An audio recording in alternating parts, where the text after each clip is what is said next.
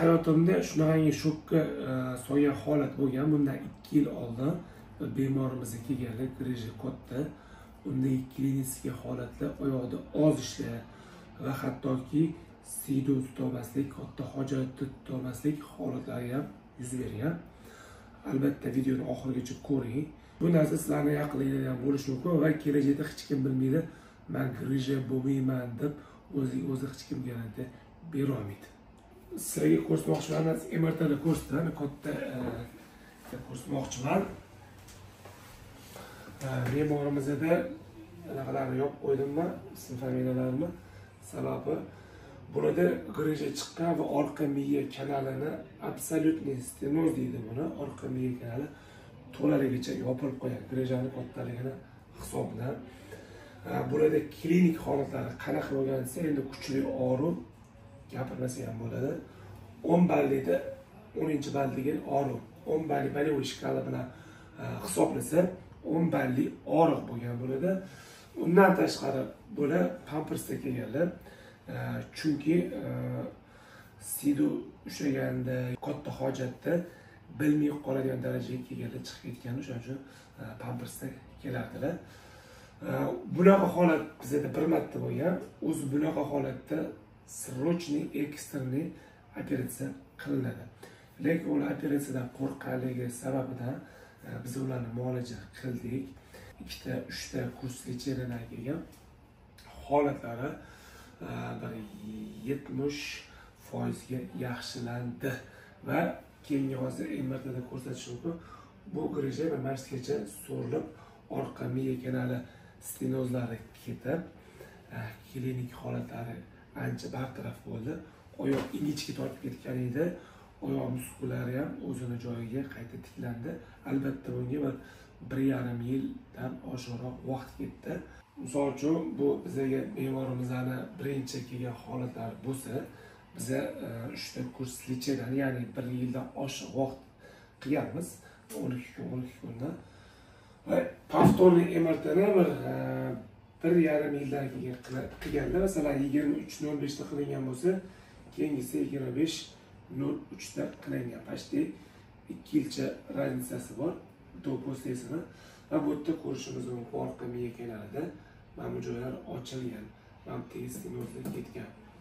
Bu yerda to'liqligicha yopilgan grija, bu yerda esa ozgina qolgan, yo'q emas, bor, lekin bez operatsiya bo'lgan, hech qanaqa jarrohlik amaliyotsiz bo'lgan va bemorning umumiy holati, klinik holatlari 70-80% o'ziga qaytgan. Shuning uchun albatta odam o'zini salomatligiga juda ham e'tiborli bo'lish kerak. Bu darajagacha olib kelmaslik kerak. Biz o'zimizni ham to'g'ri operatsiya deganmiz, lekin operatsiyadan xohlashmagan. Bez operatsiya nima qilib bo'lsa ham bizga davolavering deyishgan. Shuning uchun bu yerda Allohning izni bilan shu darajagacha biz lecheniya qilib bemorni sog'lom hayotga olib kelishga harakat qilganmiz. Aslida yana savol tug'ilishi mumkin, grija o'zi nimadan paydo bo'ladi deb. Ko'pchilikni qiziqtirgan, qiynab kelayotgan savollardan bittasi. Sabab oddiy. Biz noto'g'ri yuklarni noto'g'ri ko'taramiz, mana qilib bel qasdan ko'targan rashda ko'taramiz, bo'ldi. Nagruska именно большойga tushadi. Bunda faqat belda emas, ba'zan bo'yinda ham grija bo'lishi mumkin. Xo'p, yuk, masalan, og'ir narsa qanaqa to'g'ri ko'tarishimiz mumkin desa, masalan, deylik, mana shu og'ir narsa turibdi. Buni mana shuni o'tirgan holatda ko'tarishimiz kerak bo'ladi. Mana shunday. Bu eng to'g'ri ko'tarish uslubi hisoblanadi va grijaga olib kelmaydi bu ko'tarish. Shu noto'g'ri ko'tarishimiz sababidan bitta joyda ko'p o'tirib, kam harakatligini sababidan ham grija bo'ladi. Ko'p ofisda o'tiradigan va hech qanaqa ish qilmaydiganlar ham grija bo'ladi. Oddiy bitta misol, mana kes bo'lgan, o'zimda raqamda bitta kes aytib bermoqchiman. Ofisda o'tirib, ertadan kechgacha qiladigan boshqa ish yo'q, faqat kompyuterda. Qog'ozni g'ijimlagan, bitta otgan, musodchiga tushmagan. Shundan engashgan bo'ldi, shu joyda qotib qo'ygan. Aslida u paytda o'zida grija bo'lmagan-ku, lekin grija shu joyda pristup degan. Nimaga desa, odam kam harakat bo'lgandan keyin beldagi mushaklar o'z vazifasini bajarmagandan keyin umurtqada tez degeneratsiya bo'ladi. Degeneratsiya ya'ni yemirish. Regeneratsiya degani tiklanish. Degeneratsiya tez bo'lgani hisobiga greja paydo bo'ladi umurtqa disklari orasida. Shuning uchun masalan noto'g'ri qaltis harakat va travmalar keyin ham bo'ladi. Mashinada DTP bo'lgan bo'lishi mumkin yoki yiqilib tushgan bo'lishi mumkin yoki kimdir urushib traka bo'lib belini tepgan bo'lishi mumkin va hokazo. Travmalar hisobidan ham sabab bo'lishi mumkin grejani chiqib kelishiga. Aslida omillari shu: noto'g'ri ko'tarish, bitta joyda ko'p o'tirish va travmalar. Bizda endi o'zbekchilikda mentalitimizda shunaqa narsa bor. Og'risa o'tib ketadi deydi, menavazing suradi, qo'yog'i suradi, yana bir ikkita narsa qiladi. Og'riq kuchaygandan keyin doktorga borish yo'q, hali ham o'shani internetda ko'rgan narsasini uyda qilib ko'raveradi. Oradan vaqt o'taveradi, уже pristup berish tezlashib boradi. Og'riq уже qolmaslikni boshlaydi. Bitta og'riq qo'zg'agandan keyin og'riq ketmaydi. U ko'rkapnisari kelgan doktorga boradi. Undan keyin MRT qiladi, qarasa o'sha buyog'i umurtqada kattagina greja paydo bo'lgan bo'ladi va ancha o'tkazib olgan ham bo'ladi. Endi shu narsani sirazi tekshirtirib, doktorga uchrashib, konsultatsiya qilib, birinchi MRT qilmasa ham konsultatsiya qilib ko'rikdan o'tish kerak. Bu o'sha biz yangi bir zamonaviy bir hayot yashaymiz, oldindagi bir qadimiy zamonda yashayotganimiz yo'q, to'g'rimi? Hamma narsa bor, imkoniyatlar bor. Davolanishga keladigan bo'lsak, 5 yil oldin yo'q, hozirgi imkoniyatlar bor. Oldin bunaqa imkoniyatlar bo'lmagan, bunaqa apparatlar bo'lmagan.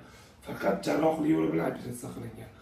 Hozirgi kunda o'sha apparatlarni innovatsionlari, zamonaviy texnikalar chiqqan o'sha apparatlar yordamida grejani bez operatsiya davolash imkoniga ega bo'lganmiz-da.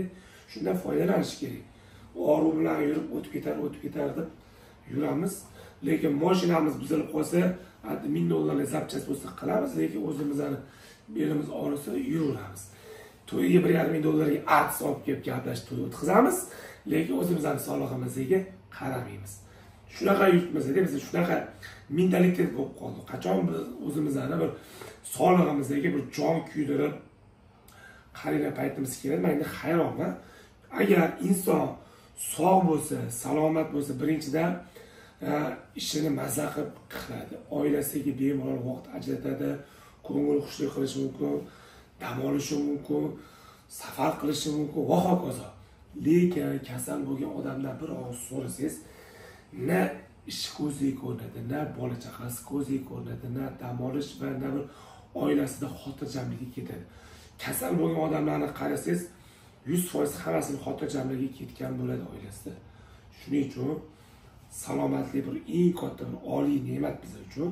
Buni biz qadriga yetishimiz kerak. Muammolar kuzatilsa, albatta birinchi o'rinda mutaxassisga обязательно menga kelinglar deb aytmayman. Любой mutaxassisga ko'rininglar, murojaat qilinglar va davolanishni boshlanglar. Bunaqa og'riq bilan yursanglar, keyin salbiy oqibatlarga olib kelishi mumkin. Alloh asrasin. Nogiron bo'lib qolishlikdan hammani Alloh asrasin. Albatta bunaqa ma'lumotlarni doimiy kuzatib borish uchun kanalimizga obuna bo'ling. Sizlarning qanaqa savollar bo'lsa, albatta kommentariyada yozib qoldiring. Va kelasi videomiz nima haqida bo'ladi? Shularni yozib o'tsanglar, keyingi videomiz balki sizlarning taklifinglar bilan chiqadi inshaalloh.